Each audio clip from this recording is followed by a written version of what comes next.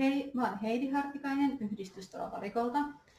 Me oltiin suunniteltu yhdessä Pohjois-Savon vertaistuen keskuksen kanssa pop-up-varikko-tapahtumaa syyskuulle, jossa me oltaisiin yhdessä sosiaali- ja terveysjärjestöjen kanssa esitelty toimintaamme teille siellä terveyskeskuksella. No, korona sotki sen suunnitelman, mutta me haluttaisiin tällä videolla tuoda teille esille pieni kattaus sote-järjestöjen toiminnasta.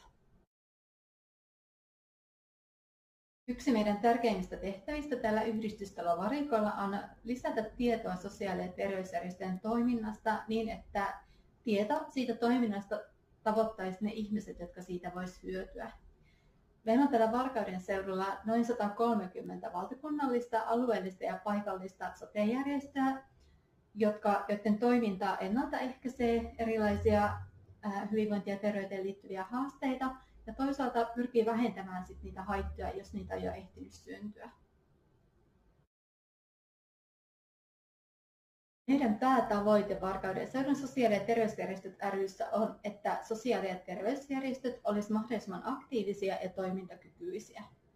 Ja me tuetaan niiden toimintaa tämän Yhdistystalo Varikon toiminnan kautta, organisoimalla yhteistyötä sekä järjestöjen välillä, mutta myös järjestöjen ja muiden sektoreiden välillä, lisäämällä sote-järjestöjen osaamista ja lisäämällä vapaaehtoisten määrää ja vapaaehtoisten hyvinvointia. Meidän lupaus on se, että me selvitämme, minkälaista järjestölähteistä toimintaa sulle asiantuntijana tai sun asiakkaille on saatavilla tällä Varkauden seudulla. Meidän uutiskirjeen voit käydä tilaamassa yhdistyksen kotisivuilta www.yhdistystalovarikko.fi. Teemme mielellämme myös yhteistyötä esimerkiksi kaikille avoimen hyvinvointia ja terveyttä edistävän toiminnan järjestämisessä täällä Varkaudessa.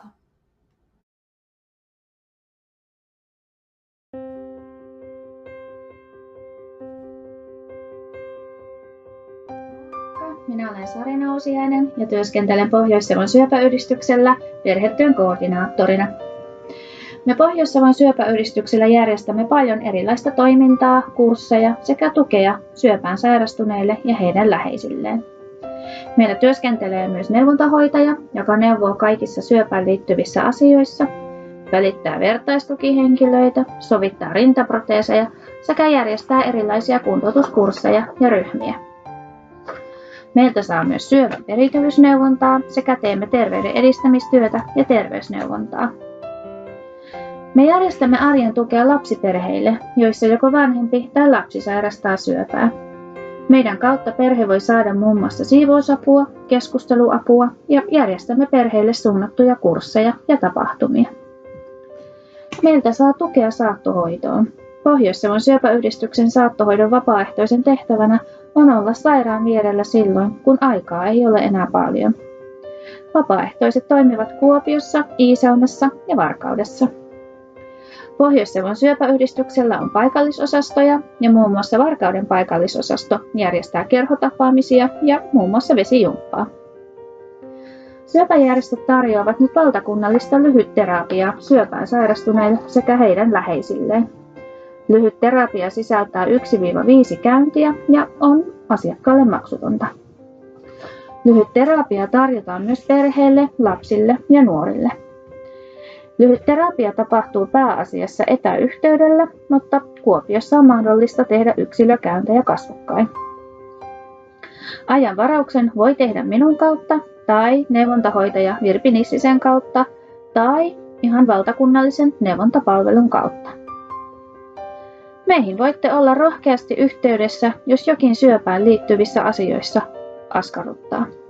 Lisätietoja löytyy myös meidän nettisivuilta. Mukavaa syksyn jatkoa kaikille!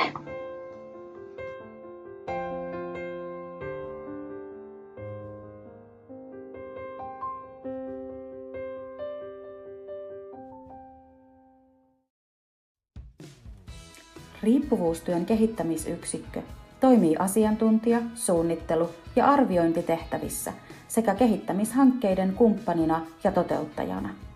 Verkostotilaisuuksissa eri toimijoiden välinen yhteistyö vahvistuu ja vuorovaikutus lisääntyy, esimerkiksi ammattilaisten aamiaisilla paikalliset toimijat pääsevät keskustelemaan saman pöydän ääreen. Toimintamme on suunnattu terveydenhuollon ja sosiaalialan ammattilaisille ja opiskelijoille sekä seurakuntien, yhdistysten ja yksityisten yritysten työntekijöille, kun halutaan lisätä tai vahvistaa työyhteisön osaamista. Pelitukitoimintaa toteutetaan muun muassa Varkauden ja Etelä-Savon alueella kohdennettuna ammattilaisten työn tukemiseen ja yleisen tietoisuuden lisäämiseen peli- ja nettihaitoista. Pelituen teemat ovat ongelmallinen raha ja digitaalinen pelaaminen sekä haitallinen internetin ja sosiaalisen median käyttö. Tarjoamme ammattilaisten työn tueksi muun muassa ilmaisia koulutuksia ja pelineuvoloita sekä konsultatiivista apua. Tuottamamme materiaalit löytyvät Pelituen nettisivuilta ja ovat vapaasti käytettävissä. Voit kysyä lisää aluesuunnittelija Eija Myllymäeltä. Erityisesti isätoiminnassa työskennellään jalkautuvasti isän omassa arjessa vahvistaen isyyttä. Tuemme toimimista palveluverkostossa ja edistämme päihdekäytön haitoista kuntoutumista. Erityisesti isätoiminta vahvistaa ammattilaisten tietoa päihderiippuvuuden luonteesta ja isäerityisen näkökulman merkityksestä. Tarjoamme myös uusia työkaluja päihteiden käytön haitoista kärsivän isän kohtaamiseen. Tarjoamme isille mahdollisuutta pohtia omaa isyyttä ja päihdekäytön merkitystä omassa elämässä. Ammattilaisille tarjoamme yhteistyötä asiakkaan kanssa toimimiseen ja tuen löytymiseen. Ota yhteyttä. Yhdessä Kokonainen on kehittänyt naiseutta huomioivia toimintamalleja ja työvälineitä päihteistä kuntoutumisen tueksi. Kokonainen opassarja on suunnattu sosiaali- ja terveysalan ammattilaisille, jotka kohtaavat työssään päihdehaittoja kokevia naisia. Voit tilata sen maksutta verkosta. Ota rohkeasti yhteyttä materiaaleihin, koulutuksiin tai ryhmätoimintaan liittyvissä kysymyksissä. Suunnitellaan yhdessä teille sopivin kokonaisuus.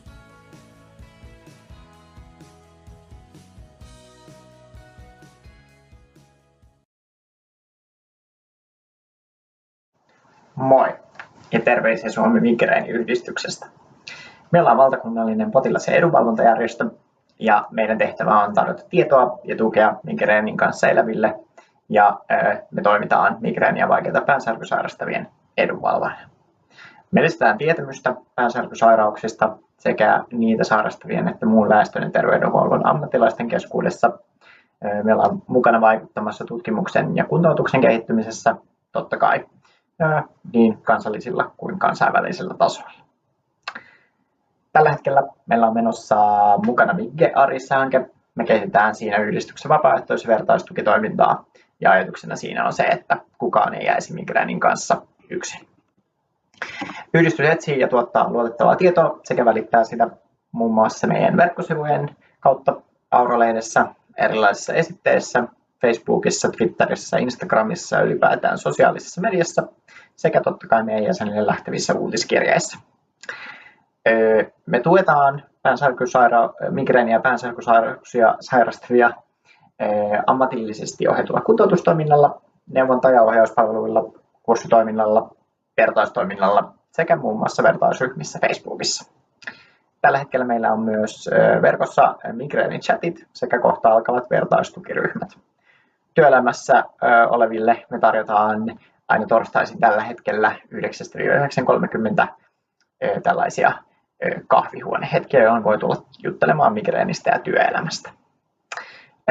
Vertaistoimintaa on tosiaan ympäri Suomen ja myös siellä Savon alueella, esimerkiksi vaikka siellä Varkaudessa.